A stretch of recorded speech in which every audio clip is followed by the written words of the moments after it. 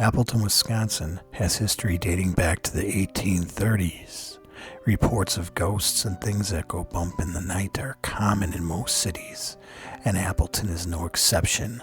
From Houdini to the no longer existing Allegheny Asylum, the ghost stories of Appleton have been passed down through generations of residents, sending a chill down the spines of those who dared to listen by candlelight, sitting around the campfire, or in complete darkness.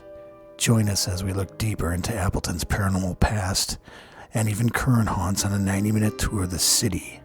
You will be treated to stories of the strange, macabre, and downright terrifying.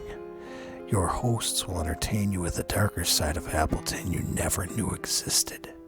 Tours happen Friday and Saturday nights in September and October at 6:30 p.m.